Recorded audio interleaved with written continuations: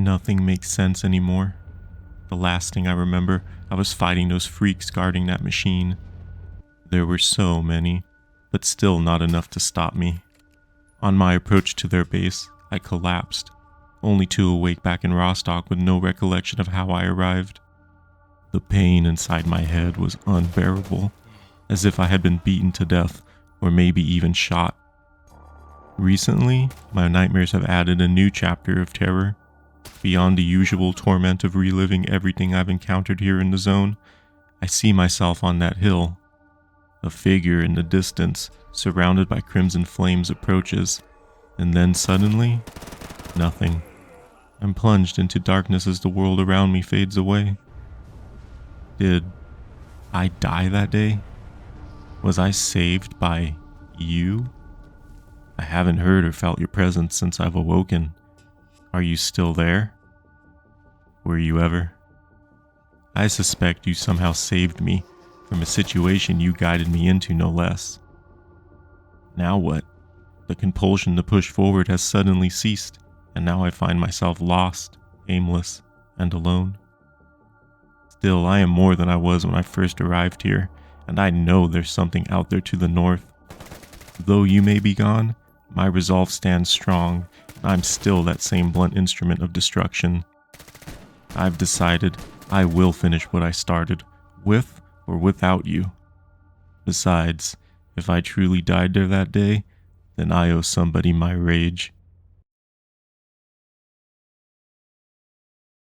On the last episode, I set off to make even more money for the inevitable supplies I'll need to survive the northern regions. It was also a good way to kill time while I reset the population factor to the gamma defaults. While I do enjoy the higher density, it was simply too resource heavy on my aging hardware. By the end of the adventure, I found myself beaten down and broken at the foot of the brain scorcher. Having slain literally over 30 Monolith, with no less than 6 still in between me and the entrance, it was clear I needed more supplies, and with a little luck, the population factor to normalize. Finding myself right where we last left off, I decided to give it one more try before retreating. This time shooting myself up with some morphine before the fight, first time using it since I always forget there's damage resistance drugs. It's quiet approaching the hill, but of course as soon as I engage with the tower I get shot in the back.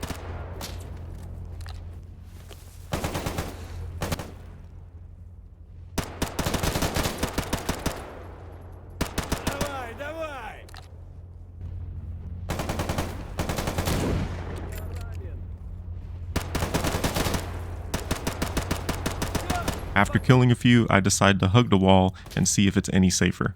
Well, it isn't. There's still more in the base pouring out from the back corner, and ultimately I go down once again. At this point, I do believe I could clear this, so long as I just sit back and lame it out until I'm certain every soldier has ran out to me. It'd be an easy waiting game. However, I am low on ammo and still completely oblivious to what's actually inside the brain scorcher. Not to mention, I'm very tired of this playstyle if I'm being honest. So it's time to accept my first real defeat and run back home to resupply. It's thankfully a very uneventful run back to the Freedom Base, where I'll play that sweet inventory minigame for the next hour or so. I had noticed previously that you could create a heavy armor kit with spare advanced tools, but I wanted to wait until I found expert tools in case heavy armor made things feel a bit too easy. That's going out the window now. We're fixing up some heavy armor. I craft my way up to what I need, buying whatever I don't have. My choices for heavy armor are limited, so I choose some Monolith body armor paired with an Alton. I do have all the individual components I need to get their condition above 60%, which of course enables me to use the cheaper repair kits combined with materials, and in no time we have ourselves fully repaired heavy armor. Didn't even have to use a charge for my heavy kit either. Nice. I also took this time to check out some other guns in my stash, but all the higher tier weapons I'd like to use have damaged barrels, so it'll have to wait. I could fix up a Saiga shotgun though, and it being mag-fed sounds like a good time, so I fast traveled to the Clear Sky base to see what attachments I could slap on it. With that out of the way, we're not done crafting yet. Let's sharpen my tools and check out how many more upgrades I can pile onto my kit. Of course, my new armor needs some upgrades, as does my new shotgun, but I'd like to just burn through whatever I have on hand. Craft some new ones too. You'll also notice I'm once again taking the P90 with me, as this is a situation where it supposedly shines, right? Right?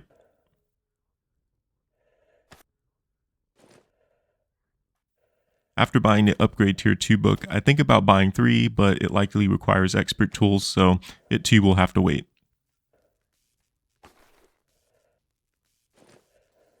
Once I've used every relevant kit I have on hand, I mass produce ammo for my guns.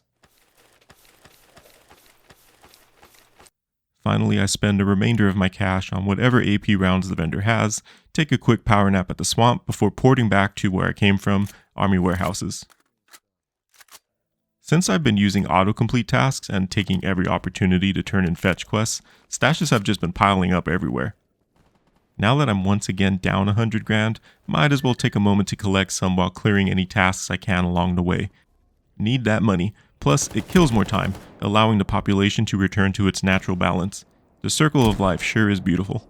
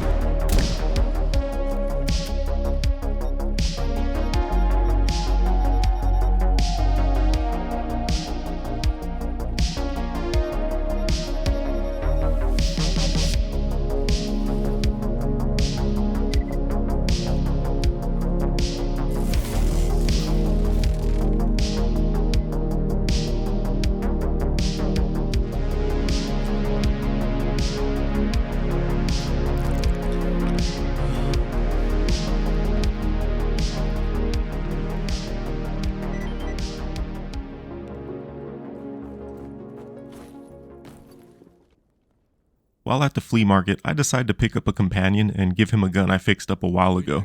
He looks like if Walter White was a Grand Theft Auto 3 character. I've briefly tried bringing a wingman along, but even as a professional, I can only find trainees that are willing to join me, and they seem like more trouble than they're worth having to babysit them. The AI is terrible, unless you micromanage them, and generally I'd rather just be alone anyways. Let's see how long Discount Walter White lives though, maybe he'll prove me wrong on their usefulness. From here I have some quests in Dark Valley, plus some generic fetch quests for military and bandit patches. I should be able to bang those all out at the same time over there. This load-in seems to always have an Iron Man Ender trap spawn. I've grown prepared for it.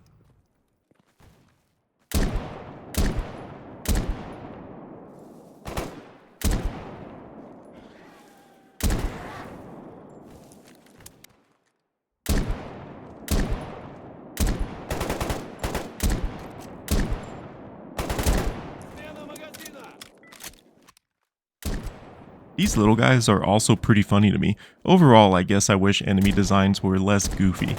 Things like this, the burr, controllers, fleshes, and the snorks animations, I find more goofy and comical than scary. Granted, the atmosphere of the game and its setting, combined with the difficulty of Gamma, keep you in a constant state of tension, so anything can spike your adrenaline with a jump scare. Still, I do find myself wishing the actual designs were scary and their encounters are more than just run at the player. I would chalk it up to being old engine limitations, but then Stalker 2 has the exact same style of mutant encounters, so it is what it is, I suppose. Anyways, let's finish teaching these military Timmies that these lands are my lands.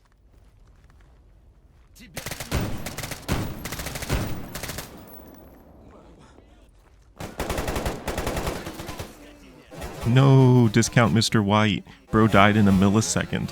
Look at that one tap. Oh well, he only reaffirmed that I dislike companions. Let's finish clearing this base and hit up that bandit camp down the road. There's some tasks there I can do while I collect their patches. I think while I'm here, I'll actually attempt to finish the collect artifacts task too while I'm at it.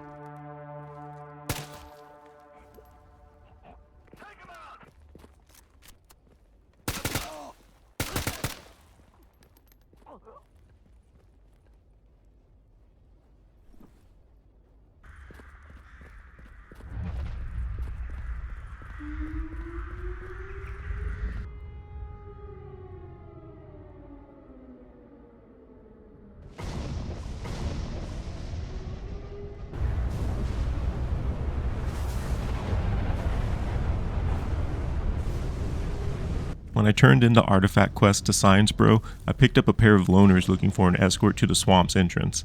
I wasn't planning on going further south, but they're paying 11K and I can knock out a few errands as well. Can't pass up that easy money. I choose to run through Meadow for a quick task and stash. I've still yet to see a single enemy here. Does this zone ever populate with anything other than a few loners patrolling around? Even when I ran through on high population, I didn't see a single enemy. Seems like a dead area to me. Cordon. Feels like just yesterday I was a complete rookie dying to anything that moved. Now I'm a professional dying to anything that moves. Oh, how times have changed. This was obviously a simple run. Didn't even encounter anything. In fact, after dropping them off, I basically ran all the way back to the butcher, no problem. Quite an empty night in the zone. At the butcher, I buy out some more ammo and accept a few more easy tasks. This one gave me a companion to go kill something. Not sure I've gotten any of these besides the Eco Bro and Yantar doing research. It appears to be right on top of a certain other quest I've been reluctantly putting off, so why not go bang them out really quick? Feels like an MP9 kind of task, so I grab it and head on my way. Oh, it's a pseudo-giant. Guess that's why it gave me a companion here in garbage.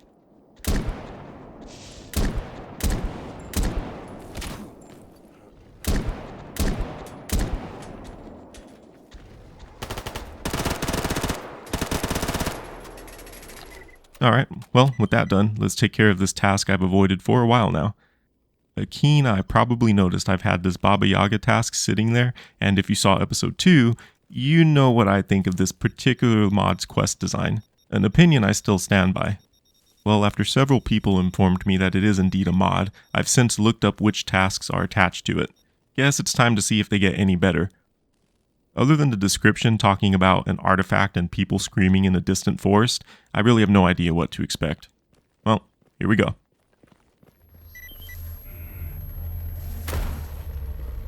Okay, I like that this one ports you to an arena type area at least.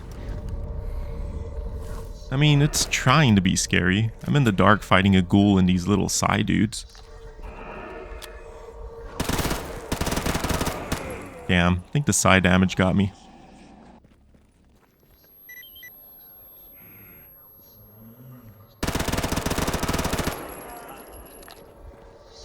Alright, so once again, I'm basically stuck fighting a bullet sponge zombie that does absolutely nothing interesting at all. At least this time it's not invisible in a closed space. But I gotta be completely honest here. I still find this lame as fuck.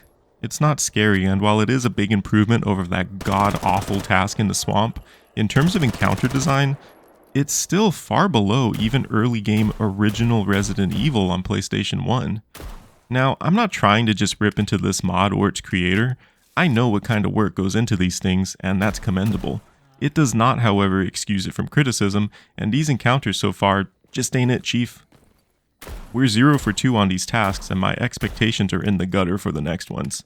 That's okay if my opinion upsets you, tell me how wrong I am, but don't expect it to improve my experience or suddenly change my mind.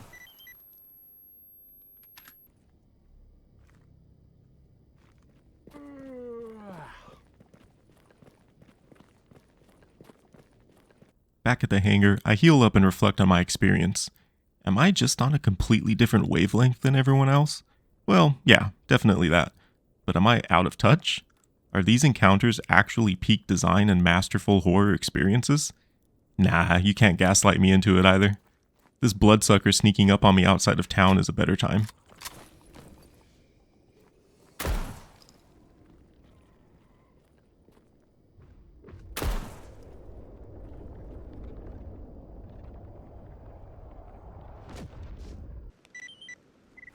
Anyways, I get my ass back to Rostock to check on the tasks, get another full sleep cycle in, do my round of turn-ins, and craft some more meds.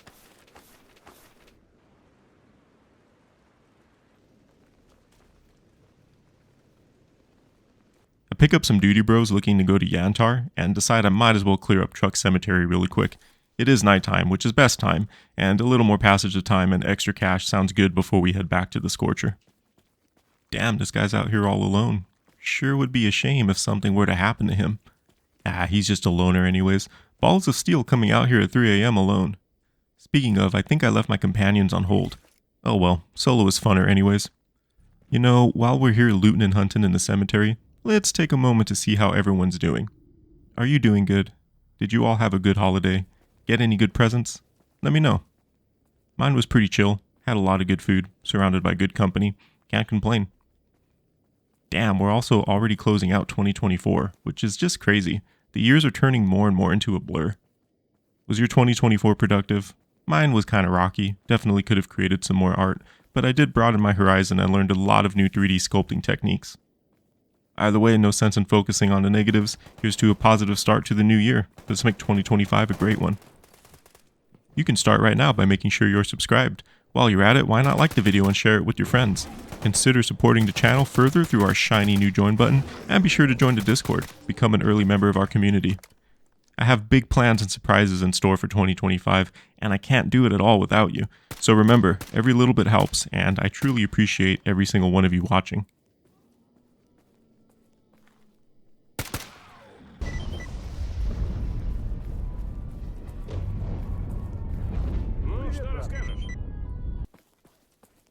After Eco Bros and I hide from the Psystorm in this shipping container, I'm surprised to see my task mark was just a single dog. Rather strange for a cemetery task, but again, easy money. I have nothing more to do here. On my way out, I climb this watchtower to see if I'm missing out on any action. That sparkly glowy ball definitely catches my attention, while this boer comically runs all the way up the stairs to try and eat me. Well, it's daylight now. Gonna get my duty bros from Rostock and take them through wild territory before delivering them to Yantar. I have several stashes there and a task or two we can clear. So this entire video was actually from a longer string of sessions than usual, almost 9 hours of playtime. A lot of it was inventory minigames and traveling around doing the usual day-to-day life activities of the zone, which leaves you with a lot of time to think and reflect on those thoughts.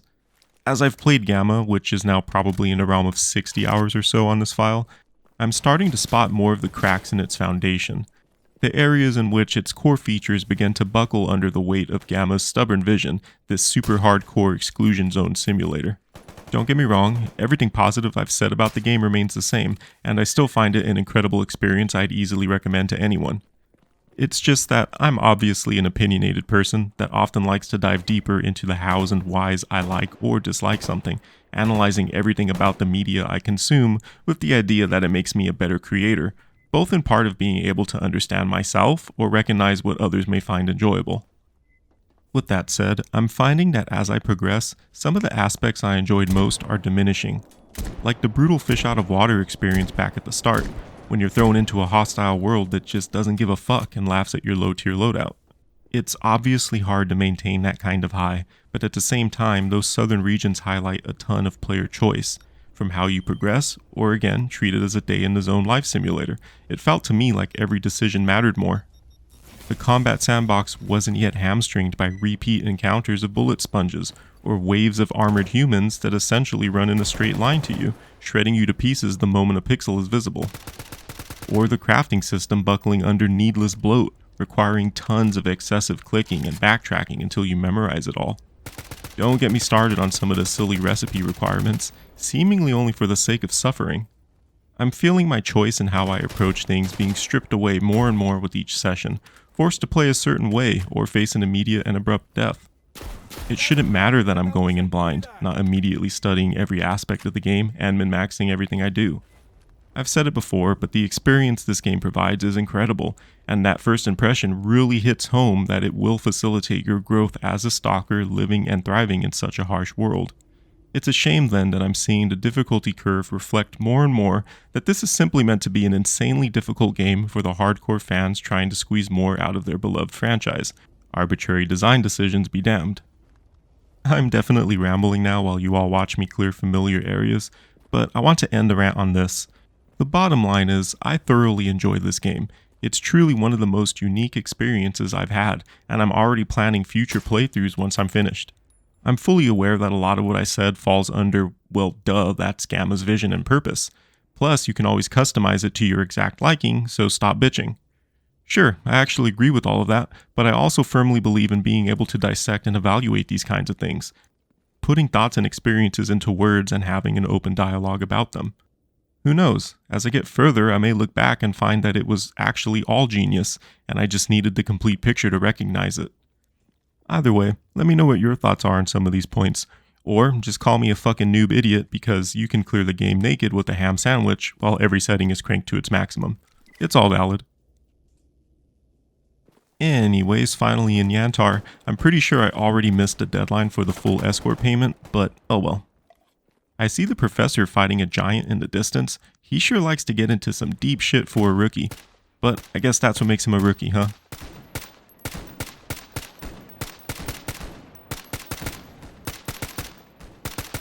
I save the bro and go loot the giant. Afterwards, I run back through the swamp for the first time, and this weird red anomaly or something hurts me.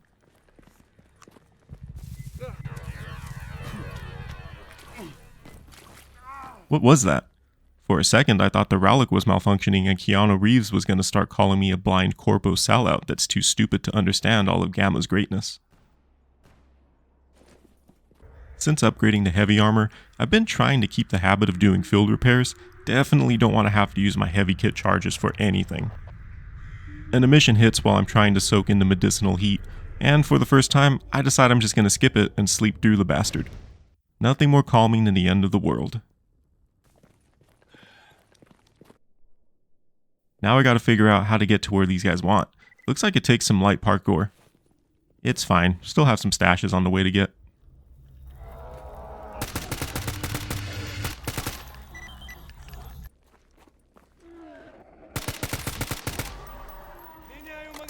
After I drop them off, I decide to bring the old Professor Bro with me for some more research. Figure I can clear it while I finally head back to the Scorcher. First, I port over to the swamp to spend nearly all my money on some ammo and have a drink with some science bros before porting back.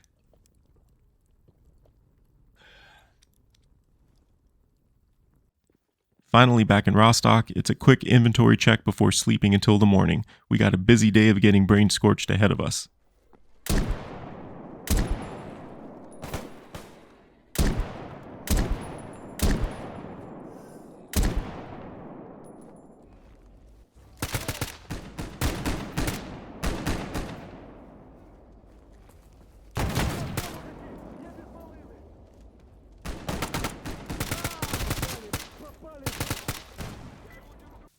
I roam around the warehouse to complete the professor's task. Definitely don't want to take him in the radar with me.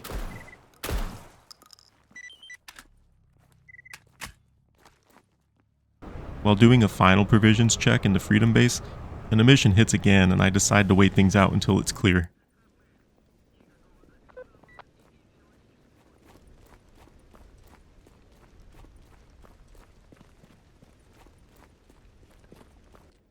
After all that, we're back in radar. It's been around 3 or 4 in-game days since our last attempt.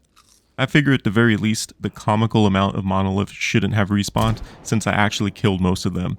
Guess we'll see.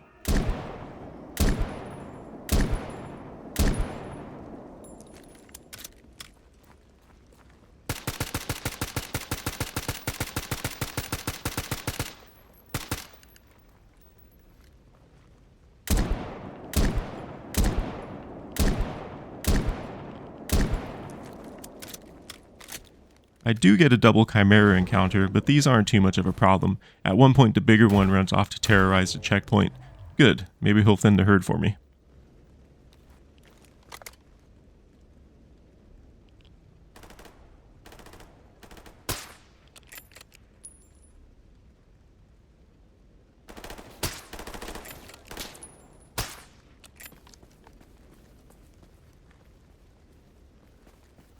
Nice, looks like he maybe did kill a couple of them, or maybe that was me, I don't know.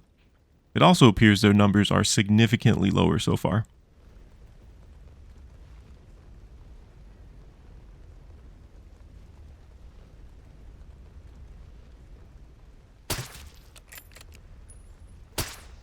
This should have been an easy hat trick, but I realized I must have mistakenly stored all my spare scout ammo. A grave error indeed. Oh well, not going back now.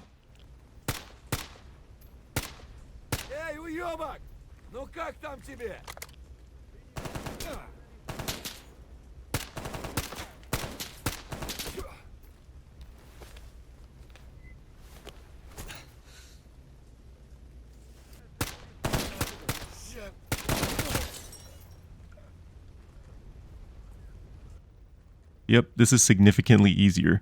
Though the heavy armor isn't as huge of an upgrade as I was expecting it to be, there's not a whole Zerg swarm of soldiers to deal with at least.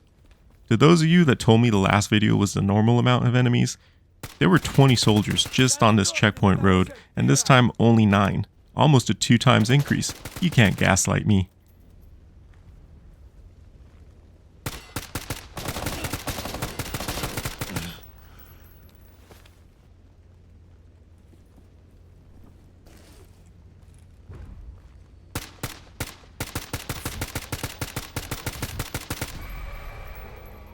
Going up the hill is actually completely deserted too. I even have plenty of time to deal with the watchtowers without any interruption. Sure wish I had my scout ammo, but the AK with APs will suffice.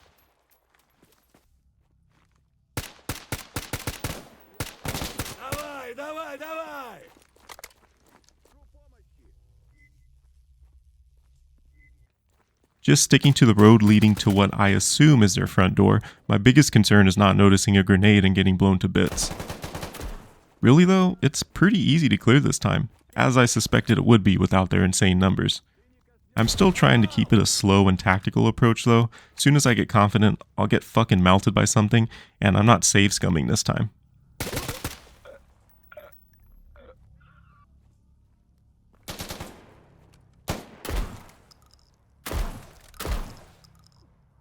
This guy didn't see me any more than I saw him.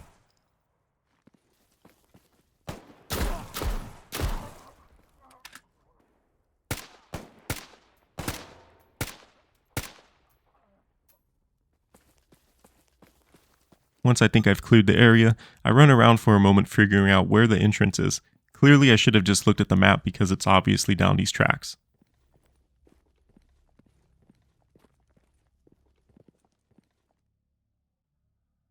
Well, we made it boys, first time in the brain scorcher, completely blind. Time to shoot myself up with buffs and see what's inside. I have to assume it's going to be more Monolith, but it may surprise me and be a mutant dungeon. Let's go. Ah, shit, there's a timer?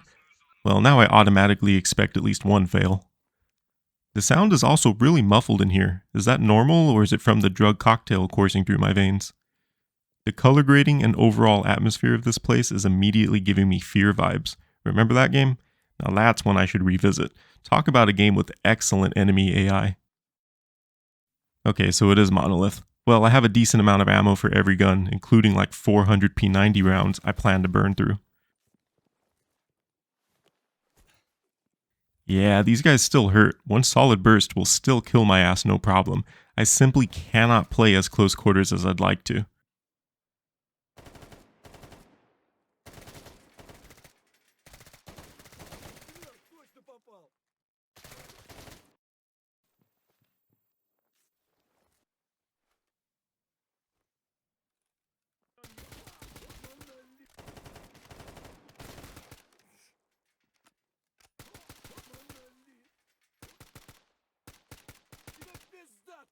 So far so good. The path has been seemingly linear. I've just been hoping it's not a maze that forces me to waste a bunch of time.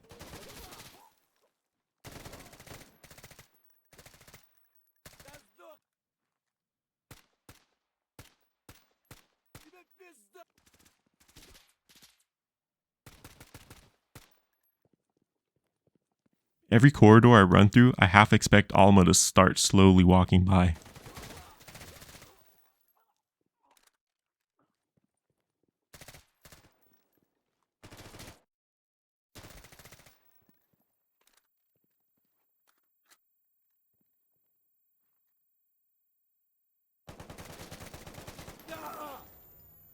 Damn it, see, that guy fucking melted me, and I had the stupid ass P90 out. AK would have killed him. Once I'm out of these bullets, I'm retiring to P90. I simply do not like it in this game, and I'm done trying. Well, I died with 5 minutes left, so I'll assume I was halfway there, unless this is one hell of a gauntlet. I think I can beat it this time, so let's just tear this shit up.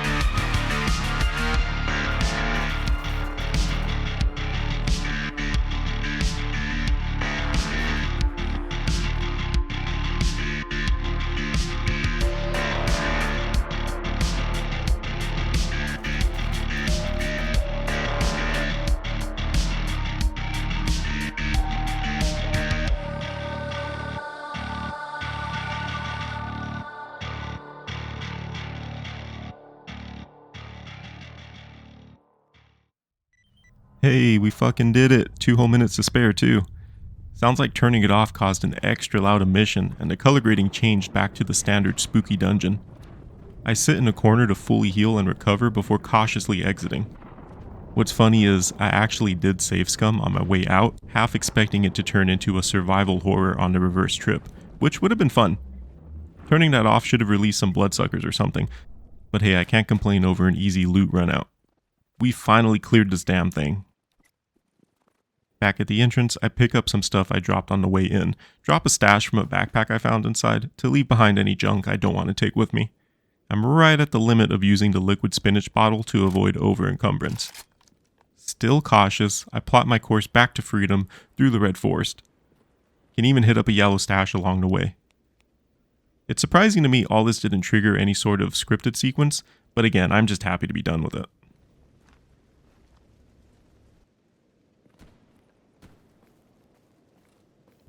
This is my first time actually in the Red Forest, but it's just going to be a hopefully smooth run through.